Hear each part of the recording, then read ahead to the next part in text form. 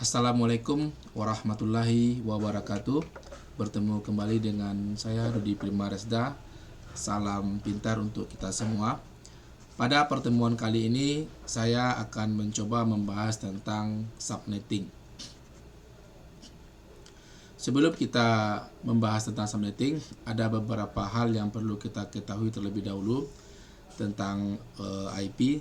Ternyata ada pembagian IP, yaitu ada IP public dan juga ada IP privat, yang mana kedua IP ini sangat dibutuhkan ya, agar komputer atau device-device lainnya bisa saling terhubung dengan melalui jaringan komputer. Kalau IP public itu dia bersifat lebih global, sementara IP privat dia bersifat lokal. Bisa kita lihat seperti yang saya buatkan di slide. Kalau IP public itu diberikan oleh ISP, sementara IP privat itu kita sendiri yang melakukan konfigurasinya. Jadi kita nanti yang menentukan IP mana yang kita tetapkan pada device-device tersebut. Dan intinya adalah ketika jaringan atau device-device kita saling berkomunikasi dengan lokal, maka dia menggunakan IP privat. Tetapi kalau dia mau terhubung ke internet, maka dia melalui satu modem atau router, maka nanti disinilah nanti ada namanya NAT, Network Address Translation, yang mana ini nanti memberikan IP privat kita, merubah IP privat kita menjadi IP public, sehingga nanti yang berselancar di internet, yang berjalan di internet itu adalah IP public kita. Ini nanti kita bisa baca sendiri ya, perbedaan ya yang mendasar antara IP privat dengan IP public. Intinya IP privat kita sendiri yang memberikan melalui konfigurasi, sementara IP public itu harus didaftarkan dan diberikan oleh ISP, dan dia ini berbayar ini. Kalau kita lihat pembagian IP berdasarkan jumlah hostnya, maka IP itu dibagi menjadi 3 ya, ada IP kelas A, IP kelas B, dan IP kelas C. Nanti yang membedakannya itu tergantung dari jumlah hostnya, yang mana itu juga tergantung dari jumlah subnet masknya atau prefixnya. Ini juga sudah pernah kita bahas pada video-video sebelumnya. Inti pembahasan kita pada kali ini adalah tentang subnet mask ya, tentang subnetting. Apa itu subnetting? Subnetting itu adalah suatu proses untuk melakukan pemecahan pada suatu jaringan besar menjadi beberapa bagian, beberapa subnet yang lebih kecil dan lebih efisien. Tentu misalnya kalau kita lihat pada gambar, ini merupakan suatu jaringan yang tanpa subnetting ya, tanpa subnetting. Setelah itu kita bisa memecah jaringan tersebut menjadi beberapa subnet.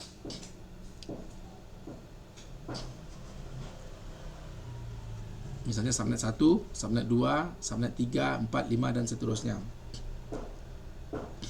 Lalu muncul pertanyaan, mengapa diperlukan subnetting ya?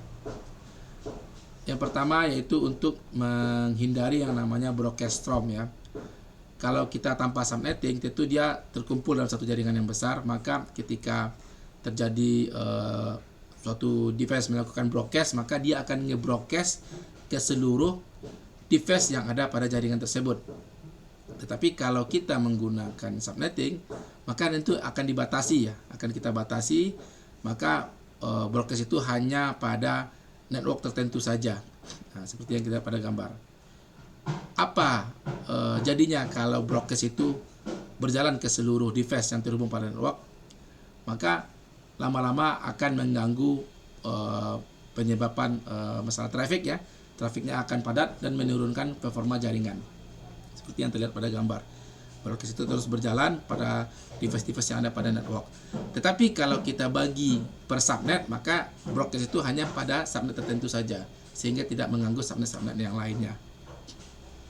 Dan yang kedua yaitu manajemen yang rumit. Tanpa subnetting, tentu kita nanti akan kewalahan ya, seperti yang dilihat pada gambar.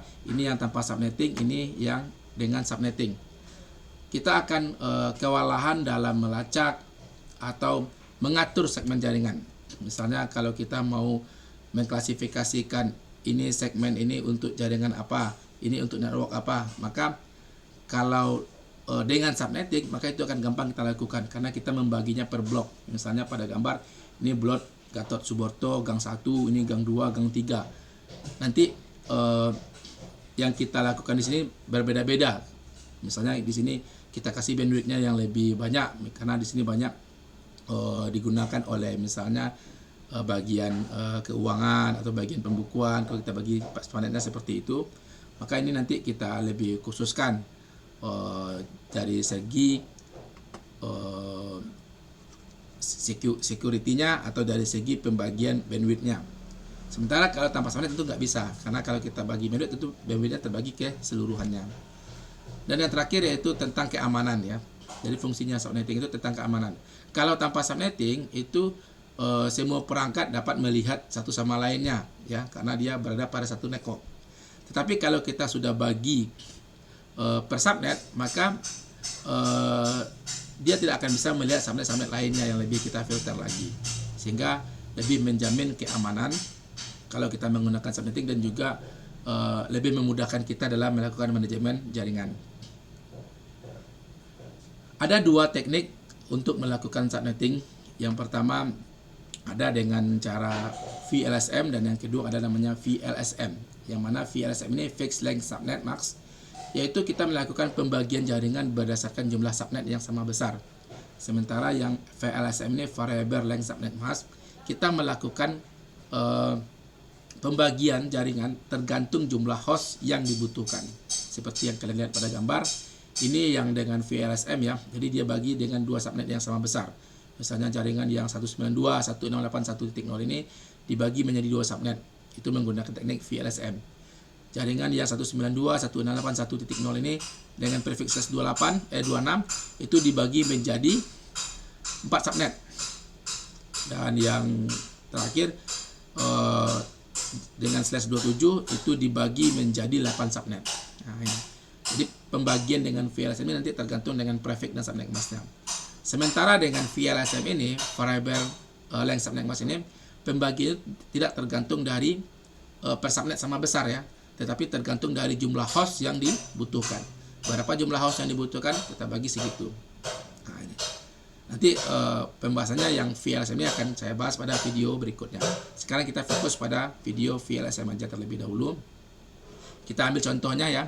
Ketika kita melakukan contoh perhitungan subnet mask IP versi 4 pada kelas C. Di sini dicontohkan ada suatu IP ya. Ada suatu IP 192.168.1.0/26. Di sini kita disuruh mencari jumlah subnetnya, jumlah host per subnet, blok subnet, alamat subnet, dan broadcastnya. Lalu kita buat dulu network address ini, kita robah menjadi bentuk biner. Ini materi dari desimal ke biner, biner ke desimal, itu telah pernah kita bahas pada video sebelumnya.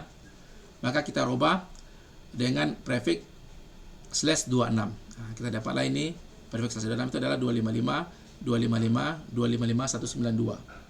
Dan pembahasan tentang konversi antara prefix ke subnet mask ke prefix itu sudah pernah juga kita lakukan. Maka di sini didapat 255.192.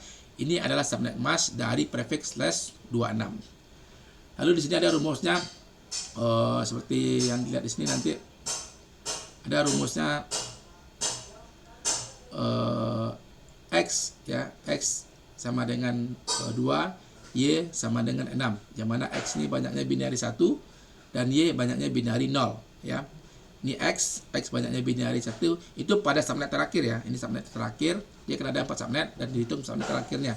Jadi X adalah jumlah binari 1 pada subnet terakhir. Sementara Y adalah banyaknya binari 0. Nah, berapa banyaknya binari 0? Jadi X sama dengan 2, Y sama dengan 6. Lalu jumlah subnetnya adalah 2 pangkat X. Yang mana 2 pangkat X itu adalah jumlah binari 1 sama dengan 2 pangkat 2 sama dengan 4. Berarti nanti ini akan kita jadikan menjadi 4 subnet karena dia prefix /26. Lalu jumlah hostnya itu adalah dengan rumus 2 pangkat Y dikurang 2. Yang mana 2 ini nanti kita fokuskan untuk IP network dengan IP broadcast. Maka jumlah host pada setiap subnetnya adalah 2 pangkat Y kurang 2, yaitu 2 pangkat 6 kurang 2 sama dengan 62 host. Paham ya? Y ini jumlah binari 0-nya, X adalah jumlah binari 1. Maka blok subnetnya adalah 256 dikurang 192. Dari mana datangnya 192 ini? 192 ini merupakan blok subnet terakhir pada prefix 26, yaitu 192. Nah, ini. Jadi 256 dikurang 192 sama dengan 64. Jadi pembagian blok subnetnya nantinya adalah 64 ditambah 64 sama dengan 128, 128 ditambah 64 sama dengan 192. Jadi 0, 64, 128 dan 192. Lalu dari hasil tersebut maka kita bisa buat tabel subnetnya ini. Yang mana ini dimulai dari 1, kita buat di sini dari 0 ya. Ini 0 seharusnya ya. Ini 0, di sini 0. Terus dibikin di sini 164, dibikin di sini 128, dibikin di sini 192 ya. Ini dari IP address tadi ya. IP addressnya adalah 192.168.1.0. Kita buat di sini 192.168.1.0. Ini seharusnya 0 ini. Lalu dibikin di sini 64, di sini 128, di sini 192. Yang mana ini tadi udah tahu ya jelasan dari datanya dari mana ya. Lalu jumlah IP broadcast dari subnet kedua itu adalah satu IP terakhir setelah sebelum IP network pada subnet berikutnya. Jadi satu IP terakhirnya adalah 192.168.164, maka satu IP sebelum ini adalah 163. Oke. Jadi IP broadcast untuk subnet kedua adalah satu IP terakhir setelah IP network pada subnet ketiga. Maka 128 ini ya. Ini subnet ketiga ya, 192.168.1.128, maka subnet ketiganya adalah .1.127. Nah, berikut juga seterusnya 192.191. Ya, sehingga kalau kita sudah mengetahui IP network, kita juga sudah mengetahui IP broadcast, maka kita dapat menghitung rentangan IP efektifnya. Rentangan IP efektifnya di mana? Yaitu satu IP setelah IP network dan satu IP sebelum IP broadcast. Nah, ini kalau kita tengok pada subnet kedua ini, berarti rentangan IP efektif itu ialah satu IP sebelum IP network, yaitu 192.168.164 dan satu IP sesudah sebelum IP broadcast, yaitu 192.168.1.126. Nah, jadi inilah IP efektifnya ya. Pada subnet ketiga IP efektifnya adalah 192.168.1.129 sampai 192.168.1.190. Oke. Ini nanti ada contoh soal lagi. Mungkin itu saja ya yang dapat saya sampaikan pada kesempatan kali ini. Cukup sekian. Assalamualaikum warahmatullahi wabarakatuh.